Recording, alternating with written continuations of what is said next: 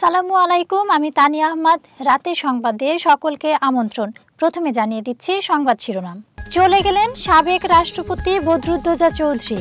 খাগড়াছড়িতে পূজা মণ্ডপ শেষ প্রস্তুতি কাজ ঘুরে দেখলেন জেলা প্রশাসক ও পুলিশ সুপার। সাগরে লঘুচাপ, বৃষ্টি থাকতে পারে কতদিন।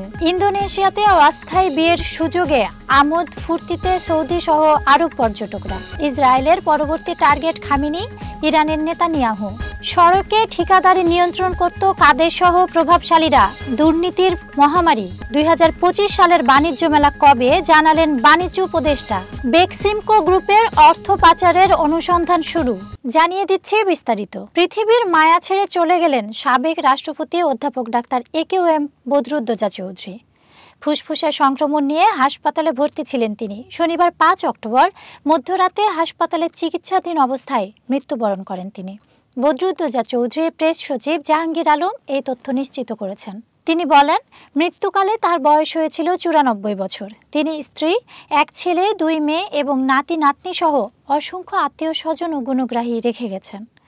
ফুসফুসে সংক্রমণ হওয়ায় গত 2 অক্টোবর সকালে বদরুদ্দোজা চৌধুরীকে উত্তরা মহিলা মেডিকেল কলেজ হাসপাতালে ভর্তি করা হয়। সেদিন তার মেয়ে ডাক্তার শায়লা চৌধুরী জানান যে তার বাবা আগে থেকে ইসকেমিক হার্ট ডিজিজে ভুগছিলেন। অধ্যাপক বদরুদ্দোজা চৌধুরী 2001 সালের 14 নভেম্বর রাষ্ট্রপতি নির্বাচিত হন। রাজনৈতিক কারণে 2002 সালের 21 জুন রাষ্ট্রপতির পদ থেকে ইস্তফা দেন। বর্ণাঢ্য জীবনের অধিকারী দেশের খ্যাতিমান চিকিৎসক ও প্রবীণ রাজনীতিবিদ বি চৌধুরী 1930 সালের 11 অক্টোবর কুমিল্লা শহরে প্রখ্যাত মুনসেফ বাড়ি নানাবাড়িতে জন্মগ্রহণ করেন।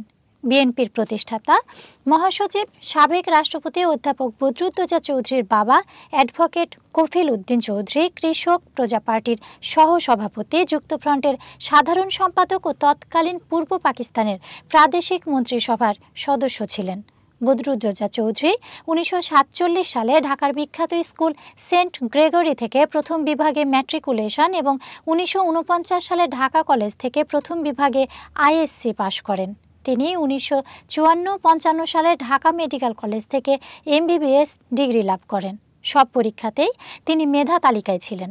খাগড়াছড়িতে শারদীয় দুর্গাপূজা উপলক্ষে পূজা মণ্ডপে চলছে প্রস্তুতি। শেষ মুহূর্তে প্রস্তুতি দেখতে জেলা প্রশাসক মোহাম্মদ শহীদুজ্জামান ও পুলিশ সুপার আরিফিন জুয়েল পূজা মণ্ডপগুলো পরিদর্শন করেন। খাগড়াছড়ি থেকে বিপ্লব তালুকদারের রিপোর্ট।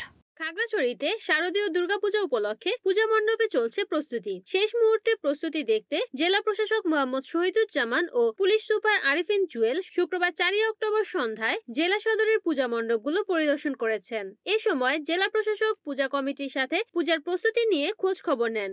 এ সময় জেলা প্রশাসক পূজা যাতে সুষ্ঠু ও সুন্দরভাবে হয় সেজন্য প্রশাসন থেকে সকল নিরাপত্তা ও সহযোগিতা প্রদান করবে বলে পূজা কমিটিকে জানান। জেলা প্রশাসক ও পুলিশ সুপার সহ শ্রী শ্রী খাগড়াছড়ি কেন্দ্রীয় লক্ষ্মীনারায়ণ মন্দিরের পূজা মণ্ডপ, জগন্নাথ বাড়ির পূজা মণ্ডপগুলো পরিদর্শন করেন। এ সময় জেলা প্রশাসনের এনডিসি মোহাম্মদ নাহিদ, বাংলাদেশ পূজা উদযাপন পরিষদ খাগড়াছড়ি জেলা কমিটির সভাপতি অশোক মজুমদার ও লক্ষ্মীনারায়ণ পূজা কমিটির সভাপতি রণজিৎ দে, কেন্দ্রীয় লক্ষ্মীনারায়ণ মন্দিরের সাধারণ সম্পাদক নির্মল দেব সহ অনেকে উপস্থিত ছিলেন। দেশের অধিকাংশ জায়গায় গত কয়েকদিন ধরে টানা বৃষ্টি হচ্ছে। এরই মধ্যে উত্তর বঙ্গোপসাগর এবং তৎসংলগ্ন উপকূলীয় এলাকায় একটি লঘুচাপ সৃষ্টি হয়েছে। এ অবস্থায় দেশ জুড়ে চলমান বৃষ্টিপাত আরও কয়েকদিন অব্যাহত থাকতে পারে। শুক্রবার 4 অক্টোবর সন্ধ্যায় আবহাওয়ার পূর্বাভাসে এ তথ্য জানানো হয়। এতে বলা হয়, মৌসুমি বায়ুর অক্ষের বর্ধিতাংশ বিহার, পশ্চিমবঙ্গ ও বাংলাদেশের মধ্যাঞ্চল হয়ে আসাম পর্যন্ত বিস্তৃত রয়েছে। মৌসুমি বায়ু বাংলাদেশের উপর সক্রিয় এবং উত্তর বঙ্গোপসাগরে মাঝারি থেকে প্রবল অবস্থায় রয়েছে। এই অবস্থায় শুক্রবার সন্ধ্যা 6টা থেকে পরবর্তী 24 ঘন্টায় রংপুর, রাজশাহী, ঢাকা, ময়মনসিংহ, খুলনা, বরিশাল, চট্টগ্রাম ও সিলেট বিভাগের অধিকাংশ জায়গায় বজ্রসহ বৃষ্টি হতে পারে। সেই সঙ্গে দেশের কোথাও কোথাও ভারী বর্ষণ হতে পারে। এই সময়ে সারা দেশে দিনের তাপমাত্রা প্রায় অপরিবর্তিত থাকতে পারে এবং রাতের তাপমাত্রা সামান্য কমতে পারে। এদিকে শনিবার সন্ধ্যা 6টা থেকে পরবর্তী 24 ঘন্টায় রাজশাহী, ময়মনসিংহ ও সিলেট বিভাগের অধিকাংশ জায়গায় এবং রংপুর, ঢাকা, খুলনা, চট্টগ্রাম ও বরিশাল বিভাগের অনেক জায়গায় বজ্রসহ বৃষ্টি হতে পারে। সেই সঙ্গে দেশের কোথাও কোথাও মাঝারি ধরনের ভারী থেকে অতি ভারী বর্ষণ হতে পারে। সারা দেশে দিন এবং রাতের তাপমাত্রা সামান্য বাড়তে পারে। এছাড়া রোববার সন্ধ্যা ৬টা থেকে পরবর্তী ২৪ ঘন্টায় ময়মনসিংহ ও সিলেট বিভাগের অনেক জায়গায় এবং রংপুর, রাজশাহী, ঢাকা, চট্টগ্রাম, খুলনা ও বরিশাল বিভাগের কিছু কিছু জায়গায় বৃষ্টি হতে পারে। সেই সঙ্গে দেশের কোথাও কোথাও ভারী বর্ষণ হতে পারে। বর্ধিত ৫ দিনের পূর্বাভাসে বলা হয়েছে বৃষ্টিপাতের প্রবণতা কমতে পারে।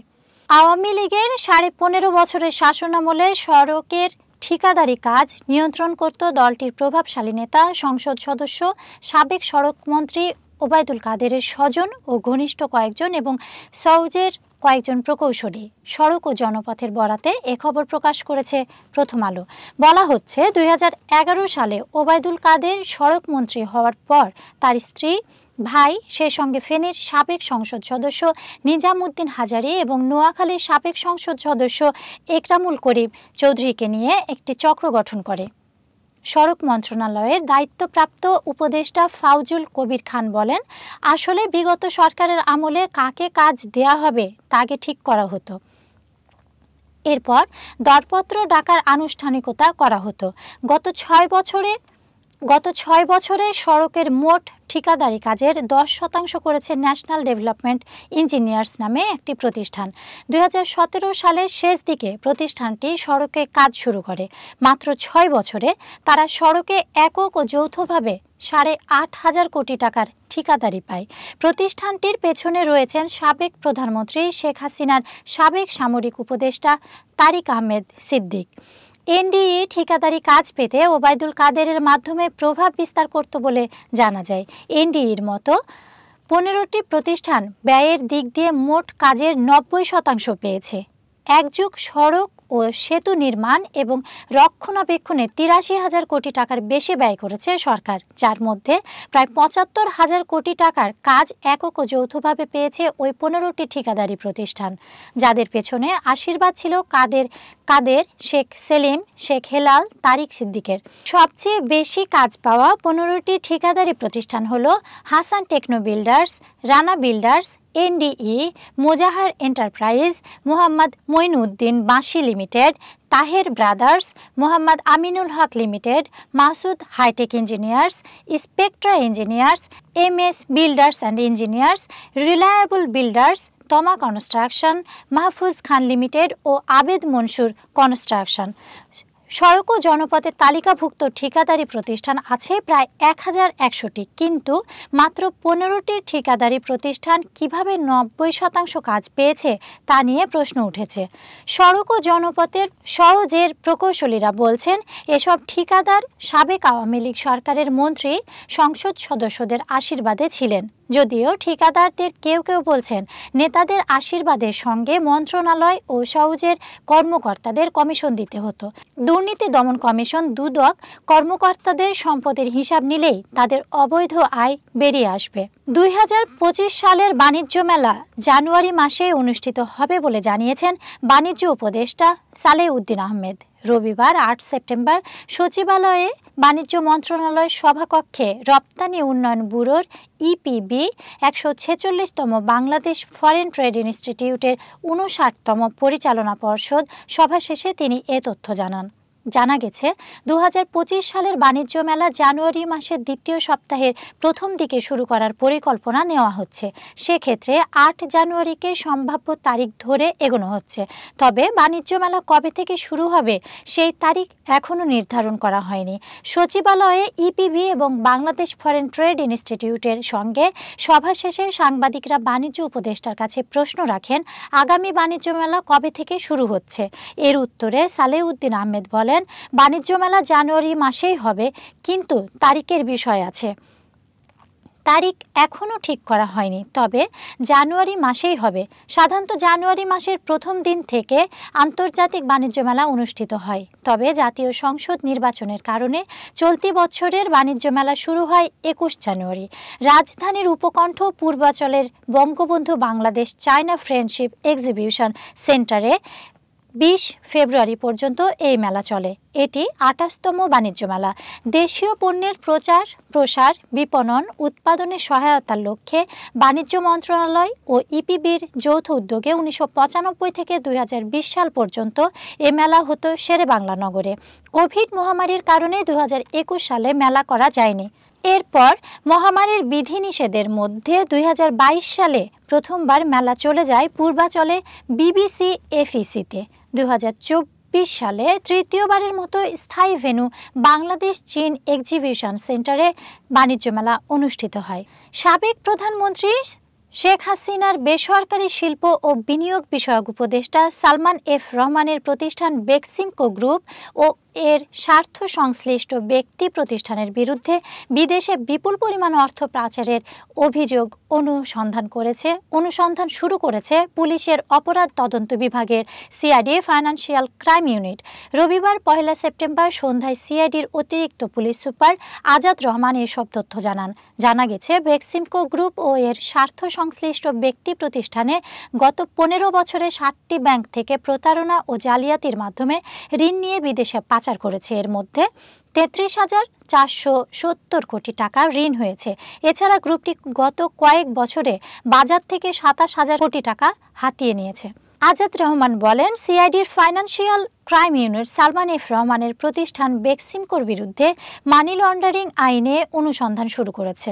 প্রাথমিক পর্যালোচনায় দেখা যায়, বেক্সিমকো গ্রুপ বিগত 15 বছরে 7টি ব্যাংক থেকে প্রতারণা ও জালিয়াতির মাধ্যমে ঋণ গ্রহণপূর্বক বিদেশে পাচার করেছে।